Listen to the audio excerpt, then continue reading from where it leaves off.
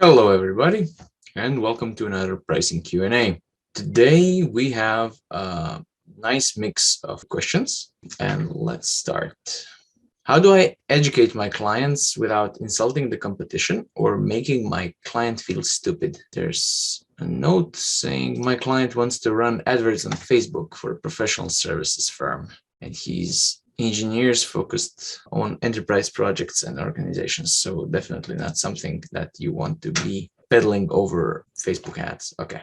Now, that's challenging as the client's intent you described is really misguided. But I would stick with stories. Don't question their choices directly unless you already have their complete trust. But you can help them see through what they need to know. You can help them see enough that they start to question their confidence, that their intended path is the right one, right?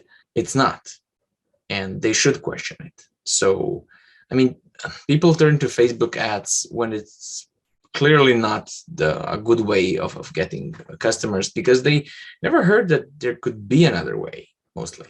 If you tell them, if you show them that, and they persist in the idea, try to get them to describe the chain of events that would have to happen where their target audience would be on Facebook with an intent to buy at all, would actually see an ad, which we mostly ignore, would actually click on something on Facebook, and that would somehow lead to a sale. So when you make them say that path out loud, they will often feel just how contrived that sounds. And saying it out loud can make them start to doubt their own intent here. When that happens, you can offer them an alternative with a story or a metaphor and let it sink in. After that, you basically did what you could. Don't get me wrong, Facebook ads sustain many people, but they also sink many hopes. They're a cure for some ails, but not a panacea that cures all. There are some experts in the soft skills that can have success there, but it's mostly not suitable for more technical ones, especially without having an ace up their sleeve of some kind. So if somebody is a celebrity or something like that, they can have some success there. But Facebook is usually not where experts have most of their trade. It's usually meant for other kinds of sales. I hope that cleared it up. This is a good one. Isn't it a good thing to make your services affordable? Yeah, I often talk about against being an affordable expert. And sure, it is in general. But a good rule of thumb is that in marketing, nothing is actually universal. So affordable services are a great thing. It's great to have affordable cleaning service at hand or a plumber, but experts are rare. Everybody knows that. And usually the only way people with rare skills can stand the tide of their demand is to keep their price high. If an expert then is affordable, if they can afford to be affordable, something feels off. The compromise in price signals a compromise in quality, even if that's not true, if that's not what's happening, right? I'll give you an example. Let's say I know you have to move soon, and I suggest an affordable moving company that I know. Now, that's a real favor, and you will probably be thankful for that info. Now, God forbid, let's say you need the services of a private brain surgeon, and I suggest an affordable brain surgeon I know. This is much less welcome, and it may seem almost like an insult if I suggest it, and I would probably never do that. This is because, like I said, the compromise in price suggests a compromise in quality. And if the service you offer matters to people, being the affordable option will not actually be an advantage in most cases. And this is why I never advise experts to be the affordable option, because it just doesn't sit right with most clients. If what you do is important to people, if what you do is not important to people, then you have other problems. But usually what experts try to give or price are important stuff, and then important stuff suffers if it's affordable. It's not rational, but this is what humans are like. On another topic, how do I price unique art pieces or artistic services? Okay, this question is about the business logic of art, and art is so human, it's always seen as special in some way. I'm going to answer about the business logic because that's the part I know and understand.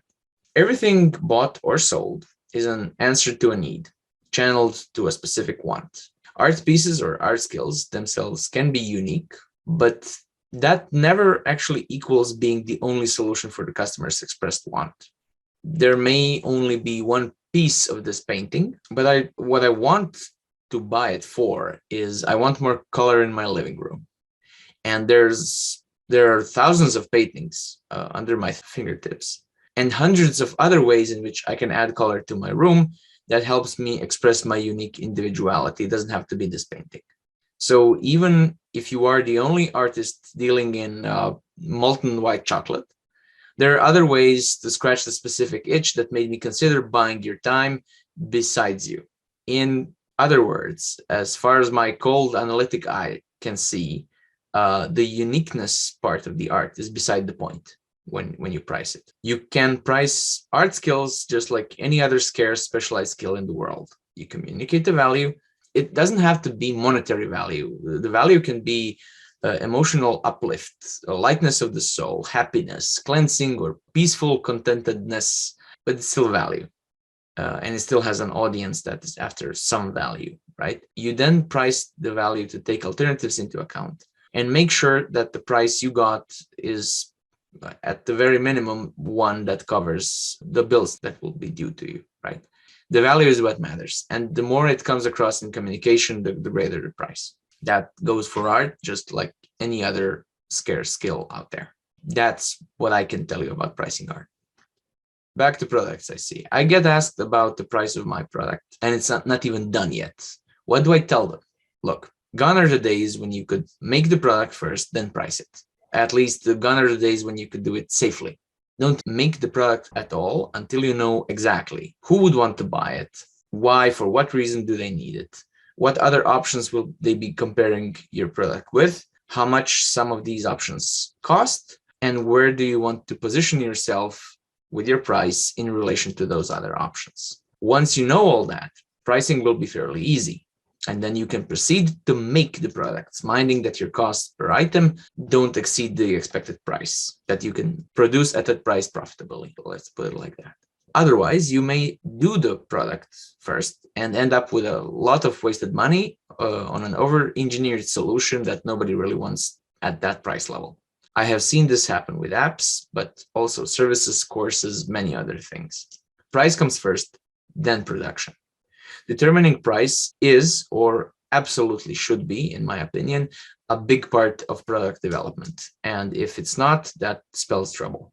You could be lucky, but you could always be lucky. I would never advise anybody in doing it that way. I heard you talk against dividing customers into personas or avatars, which is common. Why do you think it's such bad practice? You got me there. I think it's bad, but it's not the exact method I have a problem with. It's the way it's often used.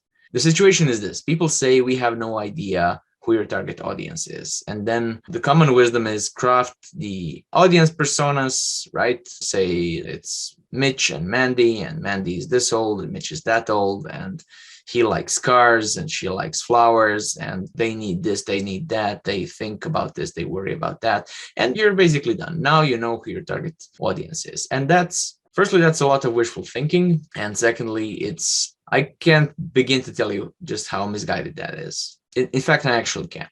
Let's say that the client wants to cross an ocean and asks you what is required to do so. And you answer, well, you definitely need lifeboats. Lifeboats are good, and you legally need to have them. And you know what? Lifeboats are boats. So, and they come with snacks under the seats, which is neat. So just, use a lifeboat to cross the ocean and you're good. Lifeboats are not useless. They are important and they're well made, but they're not nearly enough. And that's the same way I feel about customer personas.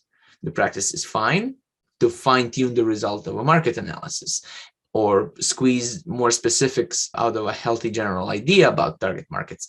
But they are not and should not be used as substitutes for marketing strategy or shortcuts to knowing what you're supposed to do with your messaging. And unfortunately, that's exactly how they are often presented, as shortcuts, right, to unsuspecting clients. And that's the part that I have problem with. They're fine if they're not used as shortcuts, and they're usually used as shortcuts. And I think that's really problematic. I hope that cleared that up. I really like the diversity of the questions that I got this week. I hope you guys can keep this up. And I'll see you again in 2 weeks. Bye. Everything changes.